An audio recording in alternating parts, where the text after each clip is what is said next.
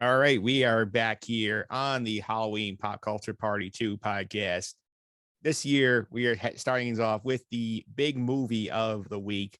Dune is out. Dune has gotten a lot of positive reviews here.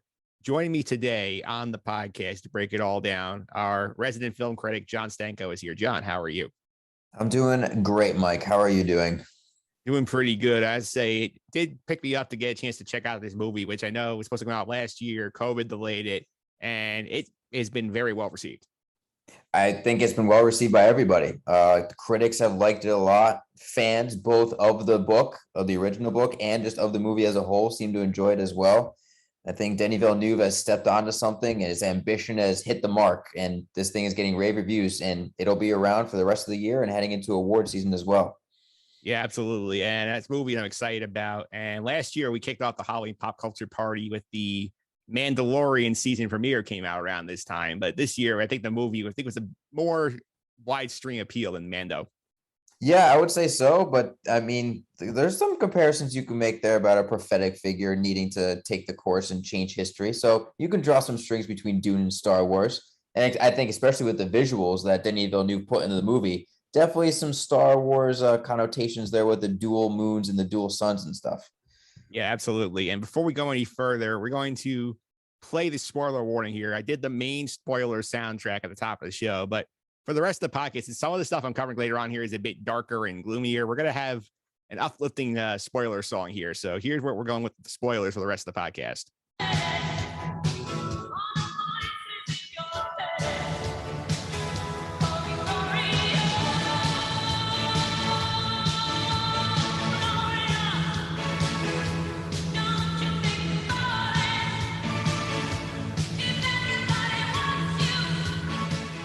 All right, you've been warned, John. If they have not watched Dune, they need to stop the podcast right now. Go watch Dune and come back once they want to be spoiled. Yeah, safe to say. And there's a lot to talk about with this movie. So we're going to be touching on a lot of different things. Absolutely. And let's start off here with the way this movie was made. I mean, there's a failed attempt this back in 84 with what's his name? David Lynch tried to do it. He got his proposed cut got slashed down. They had to cut a lot out. It would not end up well. What's the background here with this? How did we end up getting this thing being so iconic? People want to make a movie out of it. Well, Dune is known as a book that cannot be made to film or to TV. It is a book full of lore. It is a book that is, frankly, you need to have like kind of like an acid trip kind of mind to understand everything that is in the story of Dune, not just the original book, but in the series as a whole. So, I mean, the first attempt at it was David Lynch back in the 80s, and he tried to concise the entire first book into 2.5 hour movie, and in the process really changed the entire story, changed the entire vibe, and cut out too many crucial parts. Now, with that being said, in the years past, people have grown to appreciate the movie for a cult movie, has some positive aspects. I watched it. I was entertained, though I understood it wasn't a good and well-made movie, if you will. And David Lynch really kind of disowned the movie and said it wasn't his original dream and just too many people got their hands in it. There was another attempt by an American French filmmaker, Jodorowsky, I believe his name is. There was a documentary that came out about him and the drawings that he had for Dune, his aspirations of it about 5 or 6 years ago. But that movie never came to fruition either. And now it comes to Denis Villeneuve, who is a man known for his ambition with every movie he's ever made. And this, I guess, was a passion project of his.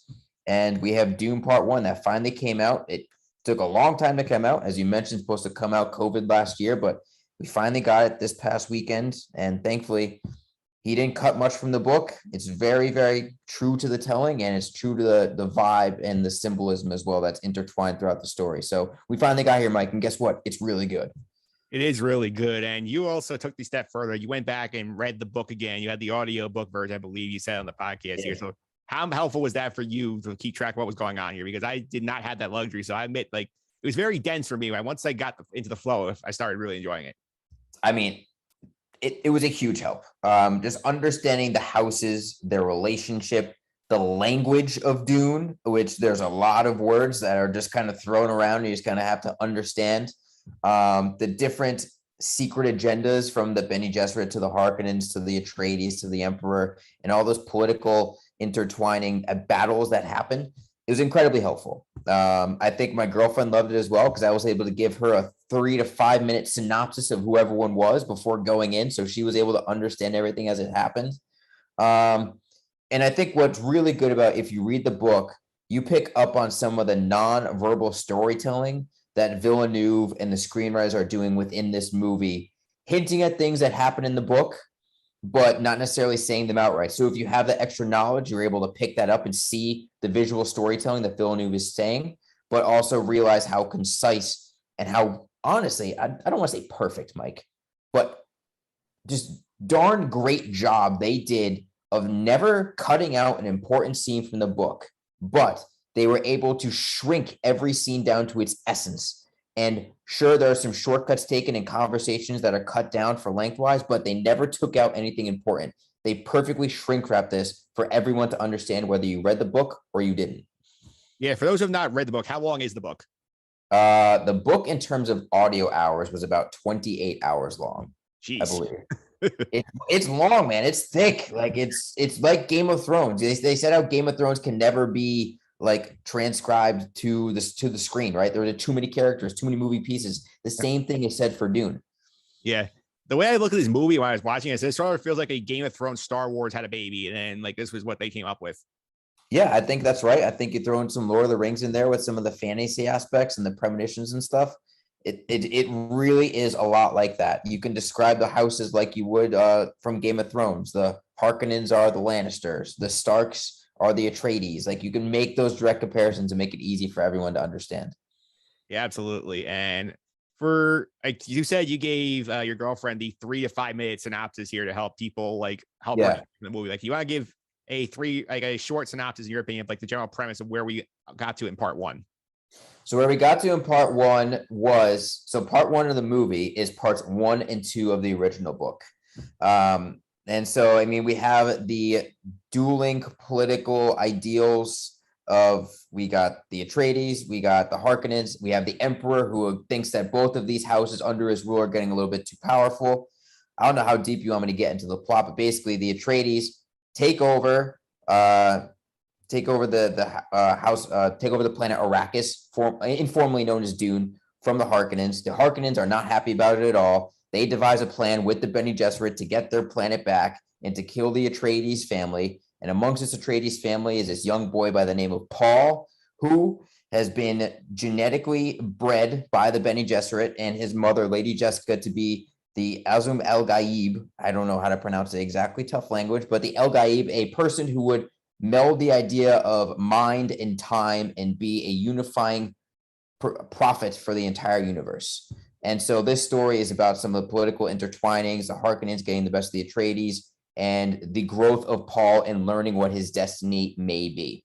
This movie does not go all the way there. It stops right before it gets really meta, but it's parts 1 and 2 of the book. And as Zendaya, as Chaney says at the end of the movie, this is only the beginning. Yeah, perfect line to end the movie, because I do think some of, in the layman's terms, people who are watching it, like, you are basically following Paul the whole movie and Timothy Chalamet's character, and we're going on the hero's journey with him, where we see where he's basically starting his quest to, I would say, I'm not going to spoil the end of the book here, like, it's sort of be the leader of his people and stuff like that, and unify different groups and stuff, so on and so forth. We see him lose his entire support system basically along the way. Like, his father dies, and everybody except his mother dies, and then he ends up with the native people, the Franier tribe, or the Fremen, the Fremen tribe, and that's where we end the movie. So I thought it was basically, you realize that you go in knowing that this is part 1 of a 2-part epic here. I think you understand it much better if you're like, hey, there's more coming. Yeah, now it was not advertised as that, which was an interesting choice, I think, to many as to why they didn't advertise this as part 1. But we were talking before the podcast that there was no for sure that part 2 was going to be greenlit, even though I cannot imagine in closed doors that part 2 and 3 weren't already greenlit. They're going to happen eventually. But again, if you understand this is only the first part of the journey, you'll be able to appreciate this movie for a lot more. It's a lot like the Fellowship of the Ring, the first movie. Some people complain that ending wasn't great because nothing really happened. You didn't know where the story was going from there. It wasn't satisfying. Some people are saying this about Dune, but have faith in the story. Have faith in Villeneuve, because the story gets wild really fast. Yeah, because like apart from like moving Paul Chalamet's character along the plot here, not much else happens in terms of like you get like big picture stuff being set up. There's a lot of setup in this movie, I think. I mean, people who say things don't happen. We have major characters die. We got political backstabbing. We got exposition thrown in there as well. There's good hand-to-hand combat. There's explosions. There's giant sandworms. Mike, there's plenty of stuff that happens in this movie. So I don't buy anyone who says that nothing happens. I'm just saying that not the most of what could have happened happens within part one. Be ready for part two when shit gets even more crazy. Yeah, for sure. And let's dive into some of this cast here. As we mentioned Timothy Chalamet already, but there are a lot of heavy hitters in this cast. You have Zendaya, who's barely in this movie, by the way. She's been a much bigger part of part two, but she's been basically appearing in like sort of flash forwards for Paul, where he sees glimpses of his future. We had Oscar Isaac, we had Jason Momoa, we had a lot of heavy hitters in this cast. Dave Batista. I feel like if you know somebody who was an interesting actor, like they were in here somewhere. Yeah, I mean, this movie had a ton of people. Josh Brolin, you can't forget Javier Bardem as well, Stellan Skarsgård. This movie had a ton of people. So, I mean, I want to ask you, Mike, who stood out to you when you're watching this movie? The characters, the performances. Was there anyone that stood out to you? I have to say, I appreciate Oscar Isaac's work there as the father of the Atreides clan as Leto, but I think he Yeah. had a very good role there. I also thought the doctor who had to stab them in the back to try and get his wife back also gave a very nuanced performance. Yeah, it was very good. I agree with you that Oscar Isaac probably, if you're going to look at a performance that is award worthy, quote unquote, I think Oscar Isaac has that part where he brought the humanity to a fantasy science fiction story in the way he approached things. He had a lot of subtle acting to do, but he also got to give a big speech to Paul about no matter what, Paul is still his son. So he kind of hit all those hallmarks, and he did a really good job. And with the role of Duke Leto Atreides. And I think one thing we can say is that he's not going to win any awards, but Jason Momoa was having a blast as Duncan Idaho in this movie. Oh, he was He having had some fun. he had the most fun role, right? Yeah. Yeah. I mean, he shows up, he's basically fighting people, he's being the big brother to Paul, like he's Yeah. enjoying himself. Yeah, he gets to be sassy. He gets to crack some jokes. He gets to kick some ass. I mean, there's no denying Jason Momoa. I don't know if it's just the kind of character that he plays in every movie he is, but he's just having a blast in this movie, and you're rooting for him. He's one of the few characters who smiles. There's not a lot of smiling. There's not a lot of laughing in this movie, but he's kind of the one who emotes the most. Yeah, absolutely. And what do you think of Chalamet's performance? Because I feel like he had today a very delicate balance of like trying to understand responsibility at the same time, not be like a whiny teen like some of these like superheroes. Be like, he avoided having the Luke Skywalker eyes in episode 4, I think, where he avoided having like the I want to go to Tashi station get some power converters moment. I think he did a pretty good job balancing that. I think he did a really good job. I think he did a great job of balancing the wonder of him being a young kid. He's supposed to be 15 years old, I believe. In the book, he's 15. I think he's a little bit older in the movie here. But a young man being immersed in a world that he's not used to. There's a shot where the ambassador for the emperor and the ships of the ambassador are coming down onto Caladan, the home planet of the Atreides, and it's them coming down slowly. It's Villeneuve setting the scene for this ambassador ceremony that's going to happen. And then the next shot is Paul Atreides looking up at the sky in awe. So he did a great job of showing he's still young in this world, but he also had the scene with the Gom Jabbar test with the lady mother of the Bene Gesserit, where he stuck his hand in the box for the test of pain and willpower. That acting in that scene was incredible for Chalamet, because when he stares up, I need to remember the mother's name. She's played by Charlotte Rampling, Reverend Mother Mohiam of the Bene Gesserit. You see his eyes lock with hers behind the veil, and he's balancing different emotions in that stare of pain, of determination, of anger, of frustration. Phenomenal acting there. So I think Chalamet did a really, really good job having to balance a lot of things. It's going to get even more a little bit wonky when Paul gets more godlike and gets more premonitions, and I want to see how crazy Villeneuve and Chalamet take it. But even when this movie started to get a little bit more trippy with the visions as it went on, it was still based in some realism, which is a credit to Chalamet and the screenplay. Yeah, definitely. I want to touch on Paul's power set for sure, because like we get teases of what he can do. Like we get like the snippets of him learning about the voice, where it's basically like translates some sort of like he speaks, he controls the minds of other people, and then we see some of his future visions, and we see other things he can do. So I gotta feel like the further we get along in this, it wasn't a ton in part 1. I feel like once you get to part 2 and part 3, like he's gonna start being like god level powers. Yeah, in terms of the book that I've read, the original book, he definitely grows more accustomed to the powers that he is able to develop. Though with that being said, while he's also understanding the powers that he has, being the uh the Bene Gesserit's Muzam Al Gaib kind of figure where he control time and space, he's also learning the desert power of the Fremen. Yep. And so that's kind of a battle that he has in the book, is the tangible ability in the desert to learn the trade of the Fremen and what makes them strong as people, and also the intangible abilities for him to see forward in time and the different futures that he has for himself and for the people he cares about. So that's what happens in part 3 of the book, is he's battling these two things and has to weigh one or the other at times.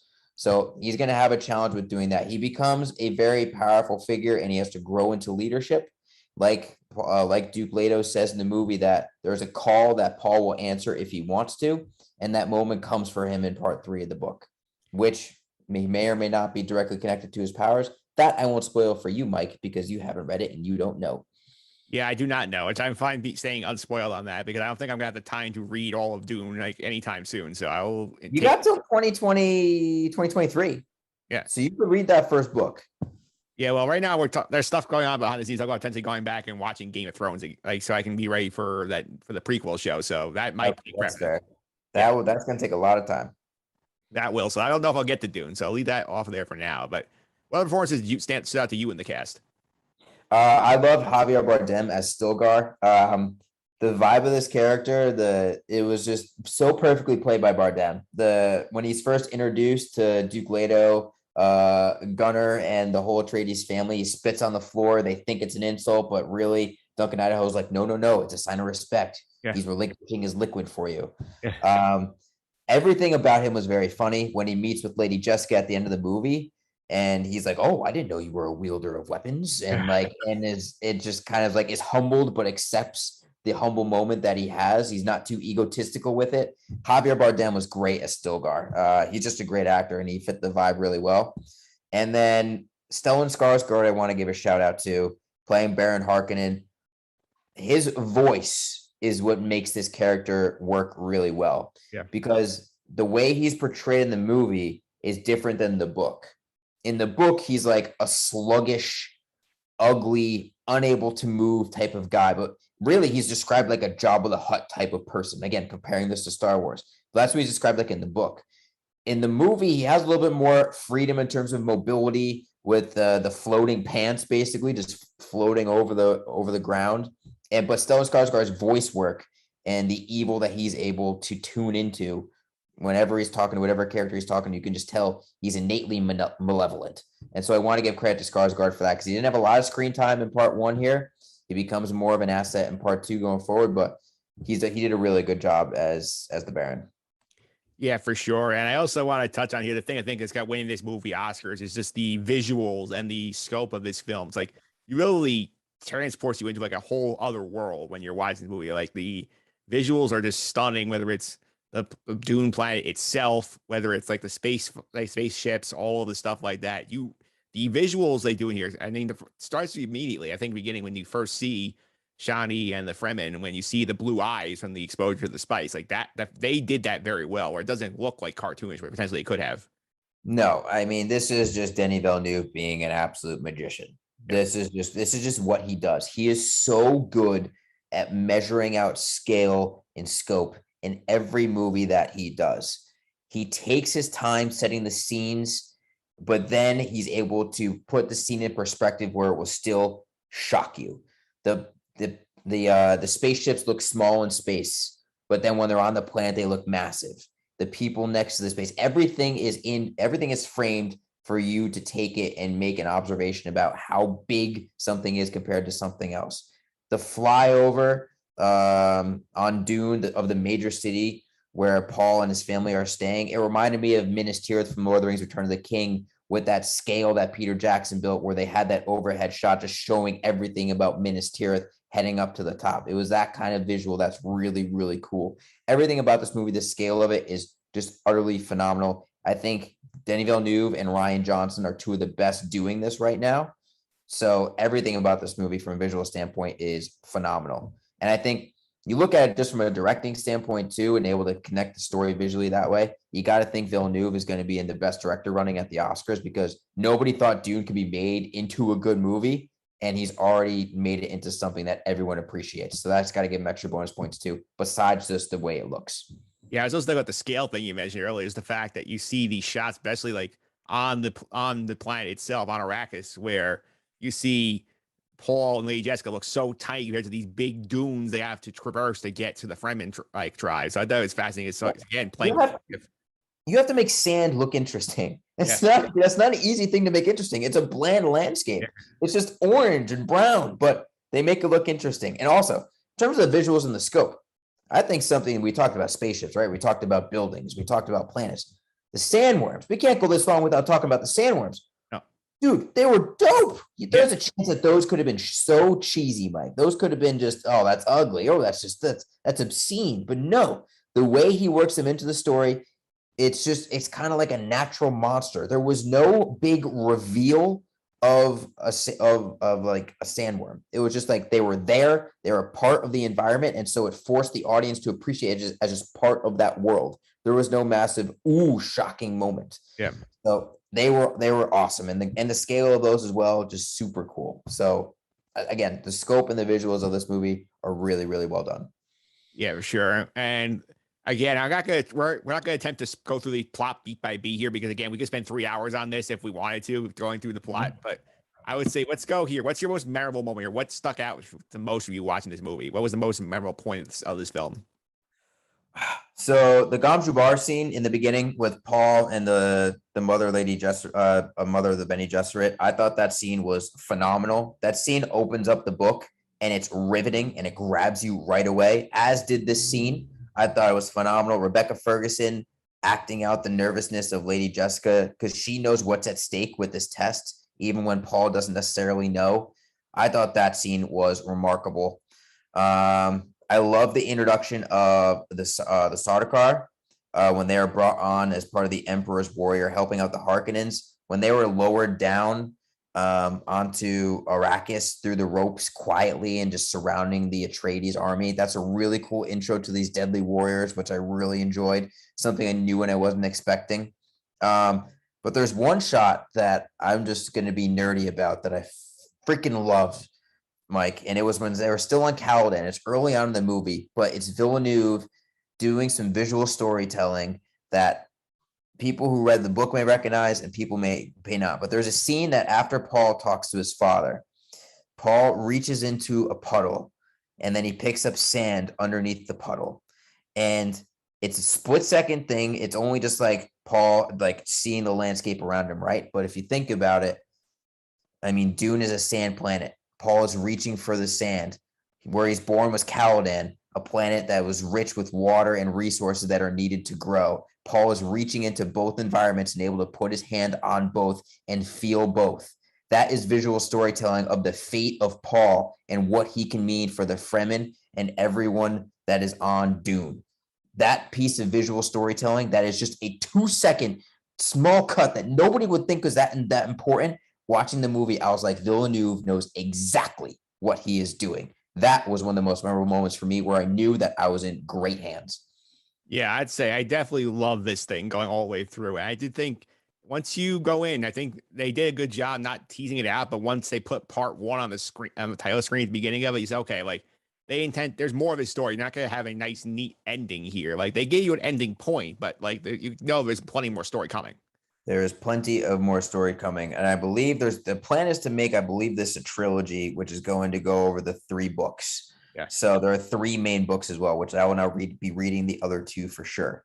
So there's a lot of story to tell. I don't know all of it, but all I know is that part 3 of the original book, some big events happen, and the ending of the original Dune book is tense, to say the least. So very excited for what's in the future.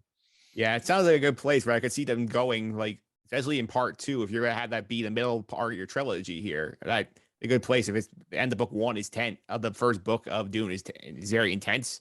Good place to start and just hook your audience and say, "Oh, come back in 2 years for the end of the trilogy here." Yeah, I mean, listen, I'm really curious if they're going to film, if this is going to be a trilogy, if they're going to film parts 2 and 3 together at the same time to save time, again, I'm just saying time a lot, but to save time for the crew and the actors and everything, just to get those two movies done at the same time. Because it's not often that a huge blockbuster like this films the first movie and then everyone goes away. Yeah. It's not like Lord of the Rings where Peter Jackson just filmed the entire 3-movie set all at the same time. So be curious to see what they do with the sequels when they're coming forward. But regardless, I think everyone should be excited. I'll be excited too. I also feel like I'm encouraged. I feel like this is not going to be Avatar, where we have this one stellar movie that we never hear about again for another 15 years. Like, No. this we're going to actually get this in 2 years. Yeah, Villeneuve is not going to let that happen. And also, you should take a huge sign of credit as to why Dune is just good is that Christopher Nolan freaking loved it too. He went on the record saying that Dune was awesome. So that's another person who says everyone should check it out. Yeah, and when Christopher Nolan puts a stamp of approval on something, you pay attention. Yeah, I would say so. Now we got to just look for Quentin Tarantino's opinion. And if he says yes, it's green check marks all around. Yeah, and what's the grade on this one on the Stanko scale? I gave this movie an A-. I think the only tidbit that you could take away from it is maybe it's a tad bit too long with Paul and Lady Jessica in the desert looking for the Fremen. Maybe just a smidge, but I plan on rewatching this. My grade may change on my rewatch, but is an A- and 4.5 out of 5 stars. A very high praise from John Stanko. Yes, and also fun fact: every Denis Villeneuve movie I've seen thus far in my spreadsheet has been an A-. I've seen 5 of his movies, and they've all been A-. So guess what? He's just really good. Yeah, he is really good, and we're gonna put it out there to Dune. Go see it, and if possible, get to a theater and see it because the big screen makes a gigantic difference. Oh, you need to, and the score too. Let's not forget Hans Zimmer. It is loud, it is in your face, and it is very percussion heavy and choral heavy. There's a lot of singing that goes on in the background of some important scenes, and you get the most of that when you go to a movie theater. Yeah, what was the theater experience like for you when you went?